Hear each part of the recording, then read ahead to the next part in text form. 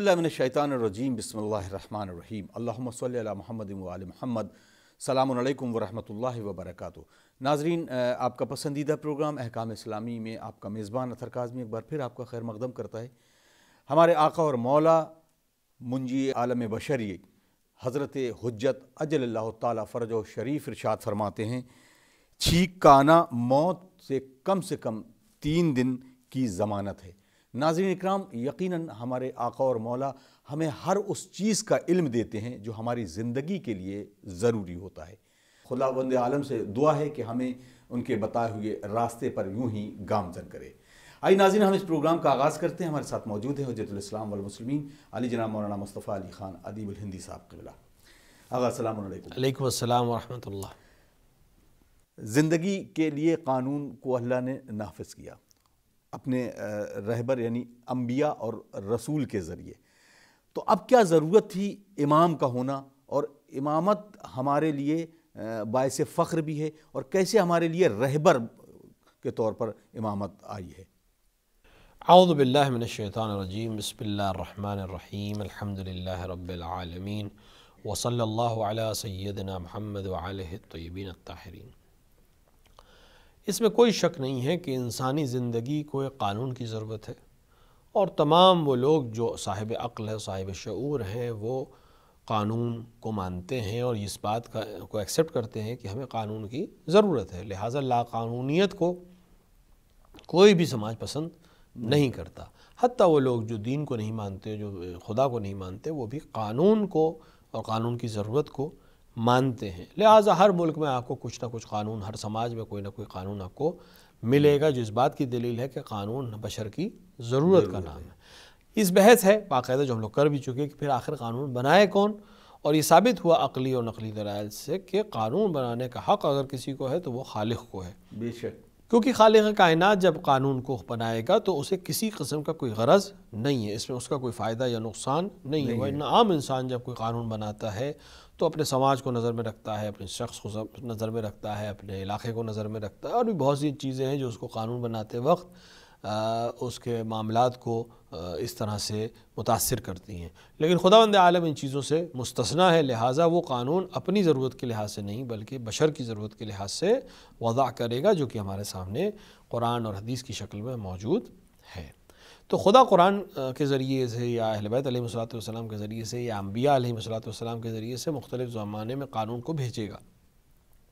तो कानून खुदा बनाएगा। कानून को बताने वाली शख्सियत, कानून को लाने वाली शख्सियत, कानून को नशर करने वाली शख्सियत रसूल की शख्सियत है, जो हर दौर में खुदावंद आलम ने उस दौर की ज़रूरत के लिहाज से कानून के साथ मबऊस किए ताकि लोगों को एक कानून बताया जा सके। अब सवाल ये उठता है कि जब कानून बन गया और कानून लाने वाला कानून ला चुका तो फिर एक तीसरी शख्सियत की क्या ज़रूरत है। इस तीसरी शख्सियत की ज़रूरत इसलिए है कि कानून बनाना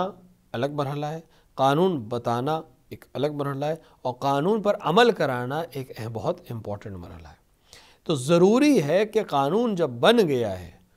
तो कुछ लोग हों जो कानून पर अमल कराएं, ताकि कानून जो है वो सही तरह से, अगर आप सिर्फ कानून की किताब बना दें और हर घर में रख दें और कोई उसके ऊपर अमल कराने वाला ना हो तो फिर ये इंसान इस तरह की ज़ात है और इस तरह की मखलूक है कि इस पर अमल नहीं करेगी। हर चौराहे पे पुलिस वाले का खड़ा होना, या अगर पुलिस वाले हट गए हैं तो वहाँ पे कैमरे लगा देना और बार बार लिखा रहना कि आप कैमरे की नज़र में हैं। कि उस्ताद मोहतरम फरमाया करते थे कि जितना इंसान इन ट्रैफिक लाइट के कैमरों से डरता है, अगर वो कुरान की एक आयत पर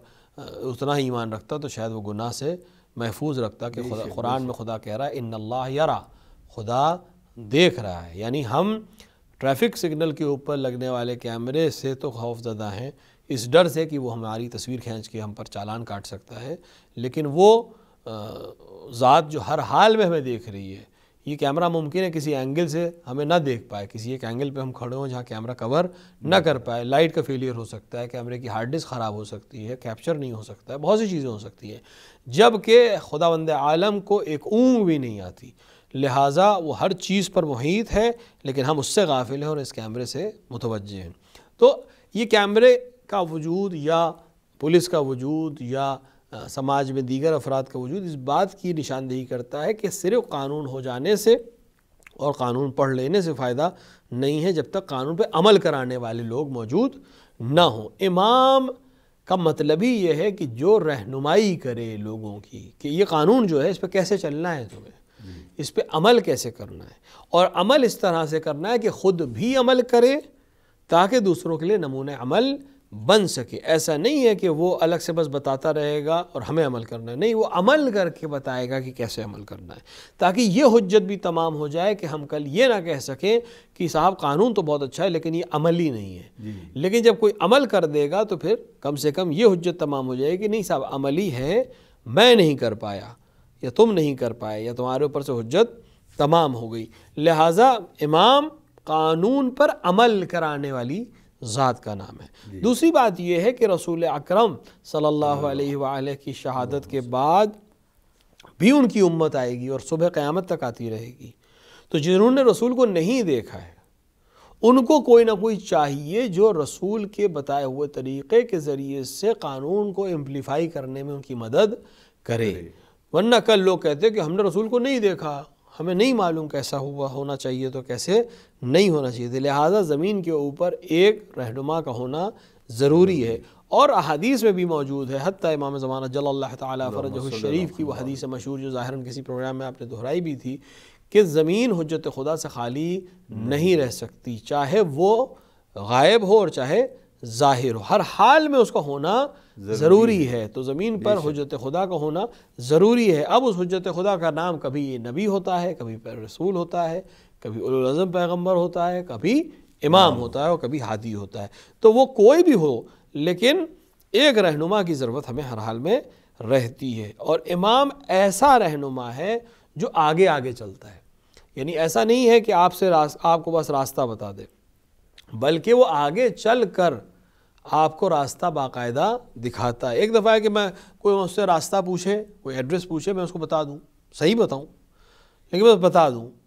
اور ایک دفعہ ہے کہ میں اسے کہوں کہ میں ادھر ہی جا رہا ہوں، آپ میرے ساتھ چلیے اور اس کو اس منزل تک پہنچاؤں۔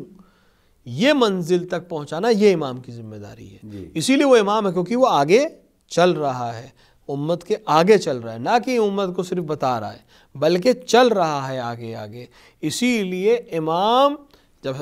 جب امام جماعت جو ہوتا ہے اس کو امام جماعت کیوں کہتے ہیں؟ کیونکہ امام کے آگے کھڑا ہوتا ہے اور سب کی جماعت اس کے ساتھ ساتھ عملی ہوتی ہے۔ لہٰذا امام بھی امت کو آگے لے جانے کے لیے، یعنی خود آگے رہ کر پوری امت کی رہنمائی کرنے کے لیے ہوتا ہے، اور اس کی ضرورت بھی اسی لیے ہے کہ اگر وہ نمونہ عمل سامنے نہ ہو تو ہمارے لیے قانون سمجھنا اور قانون پہ عمل کرنا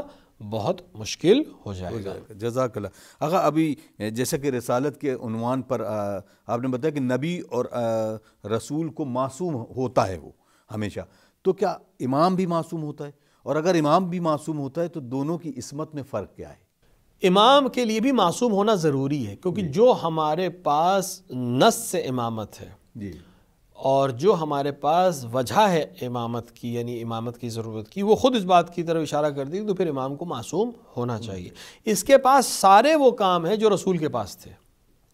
سوائے اس چیز کے کہ اب اس پر وحی نازل نہیں ہونی ہے، باقی تمام کام اس کو وہی کرنے جو رسول کر رہا تھا۔ بھئی ایک پوسٹ خالی ہوئی، وہ شخص جو اس پوسٹ پہ تھا وہ چلا گیا، اب اس جگہ پر کسی اور کو وائس رائے بنا کر ڈپٹی بنا کر رکھا جائے گا، تو اس کی صلاحیت کتنی ہونی چاہیے؟ کم سے کم اتنی ہونی چاہیے جتنی اس پہ رہنے والے فرد کی تھی، تو کم سے کم اتنی ہونی چاہیے۔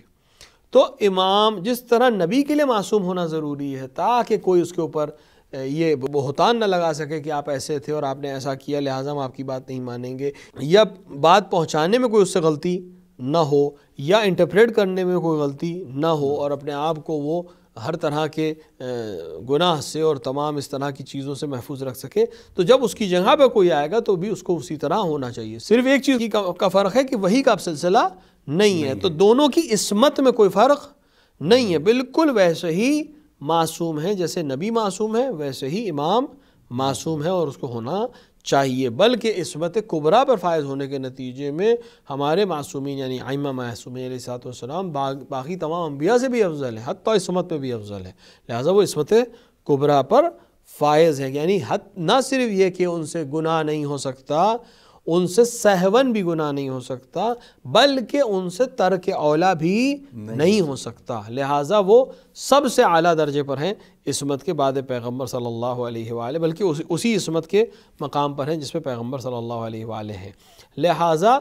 عصمت میں کوئی فرق نہیں ہے، صرف عہدے میں فرق ہے اس لحاظ سے کہ اس عہدے کا کام کچھ اور ہے، اس عہدے کا کام کچھ اور ہے، لیکن عمل کے لحاظ سے، لوگوں تک انٹرپریٹ کرنے کے لحاظ سے اور باقی تمام چیزوں کے لحاظ سے اعلیٰ ترین مقام پر ہے، اور کامیاب بھی وہی ہے جو اپنے امام کو پہچان سکے اور ان کی رہنمائی میں زندگی کو گزار سکے۔ جزاک اللہ۔ یہاں پر ایک نعمان صاحب ہیں جنہوں نے سوال کیا ہے کہ میں اہل سنت ہوں اور میں نے آپ لوگوں کی بہت ساری تقاریر میں سنا ہے کہ آپ لوگ کہتے ہیں کہ علی علیہ الصلاۃ والسلام نے دعویٰ کیا ہے سلونی سلونی، یہ دعویٰ تو رسول اللہ نے بھی نہیں کیا، تو اس پر ذرا پورا تفصیل سے فرمائیں تاکہ اس مسئلے کو بھی ہم اپنے ذہن نشین کر سکیں۔ جہاں تک سلونی کا معاملہ ہے، امیر المومنین علیہ الصلوۃ والسلام نے لوگوں سے کہا کہ مجھ سے سوال پوچھ لو اس سے قبل کہ میں تمہارے درمیان نہ رہوں، دو وجہ ہو سکتی ہے۔ البتہ امیر المومنین علیہ الصلوۃ والسلام جب اس طرح کا دعویٰ کر رہے ہیں تو وہ اپنے آپ کو رسول سے کہیں اوپر لے جانے کی بات نہیں کر رہے ہیں کہ اس سے مقابلہ ہو رہا ہو کوئی، کیونکہ امیر المومنین کی خود حدیث ہے اور رسول اکرم کی حدیث ہے اس عنوان سے کہ میں رسول سے بہرحال چھوٹا اور کمتر ہوں، جانشین رسول ہیں، رسول بہرحال اعلیٰ ہے۔ دوسری بات یہ ہے کہ رسول اکرم مدینۃ العلم ہے اور علی اس کا دروازہ ہیں، بہرحال شہر کی عظمت دروازے سے کہیں زیادہ ہوتی ہے۔ شاید امیر المومنین دعوی سلونی پیغمبر کی عظمت کو بیان کرنے کے لیے کیا ہو کہ جب دروازے کے علم کا یہ معاملہ ہے تو خود صاحب علم کا جو شہر ہے اس کی عظمت کیا ہوگی۔ تو اس طرح کے جملے سن کر یہ خیال نہیں کرنا چاہیے کہ ہم کہیں امیر المومنین کا مقابلہ رسول اللہ سے کر رہے ہیں، وہ مقابلہ ہے ہی نہیں، کیونکہ رسول اللہ رسول ہے اور اولو العزم پیغمبر ہیں، اور اول پہلی خلقت کا نام ہے، اس نور اول کا نام ہے، اور ساتھ ہی ساتھ رسول اکرم امیر المومنین کے بھی لیے رسول ہیں۔ امیر المومنین تمام فضیلتوں کے ساتھ ساتھ رسول کے صحابی بھی ہیں، رسول کے گھرانے والے بھی ہیں، اور رسول کی شریعت پر عمل کرنے والے بھی ہیں، رسول کی شریعت کے امام ہیں، لیکن شریعت صاحب شریعت خود رسول اکرم ہے۔ اور اس حدیث سے بھی معلوم ہو گیا کہ رسول اکرم مدینۃ العلم ہے، علی دروازہ ہے، رسول اکرم مدینۃ الحکمہ ہیں، علی دروازہ ہیں۔ لہٰذا ہم کبھی کبھی ایسا ہوتا ہے کہ کسی شخصیت کو جاننے کے لیے جب اس تک ہم نہیں پہنچ پاتے تو اس سے متعلقہ شخصیتوں تک جاتے ہیں تاکہ اس کے ذریعے سے ہم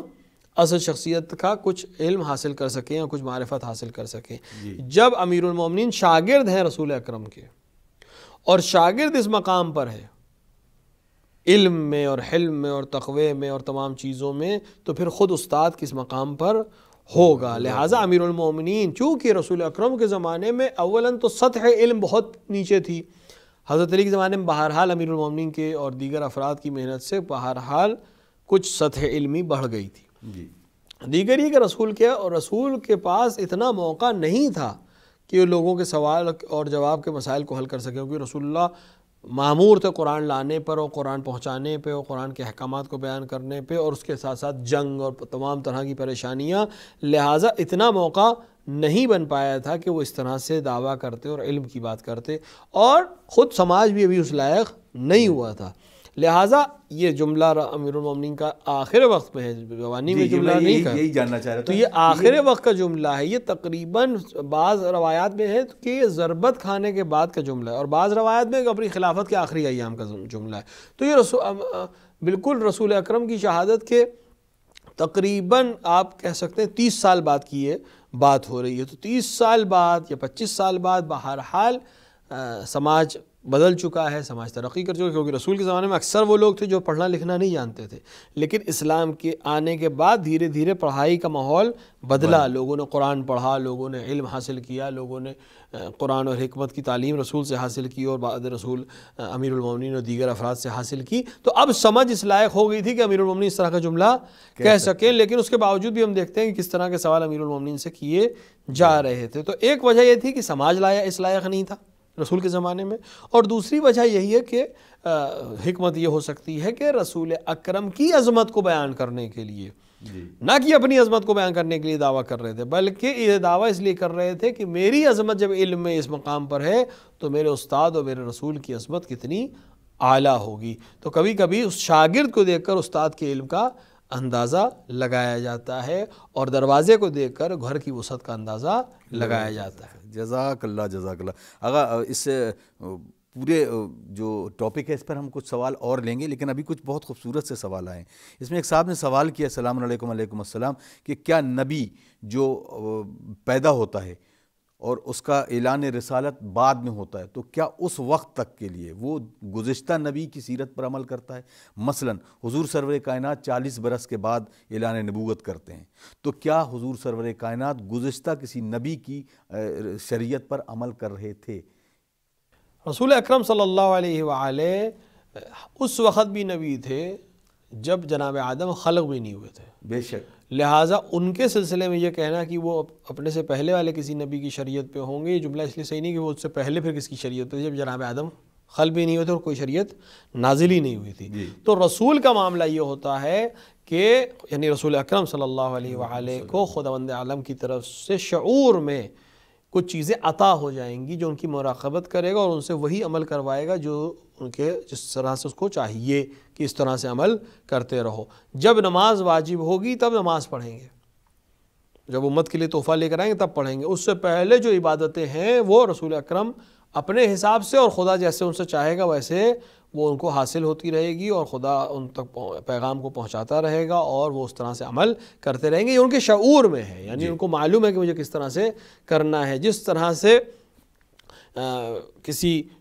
ایسے حیوان کو اگر آپ نظر میں رکھ لیں کہ جو کسی حیوان کو ہمیں تعلیم دینے کی ضرورت نہیں پڑتی، یا پیڑ کو تعلیم دینے کی ضرورت نہیں پڑتی، اسے معلوم ہے کہ مجھے ثمر دینا ہے، اسے معلوم ہے کہ مجھے آسمان کی طرف بڑھنا ہے، یا مجھے مچھلی کو پانی میں تیرنا ہے۔ مچھلی کے بچے کو تیرنا نہیں سکھاتا ہے، وہ کسی کی تقلید نہیں کرتی ہے، وہ اپنے آپ کرنے لگتی ہے۔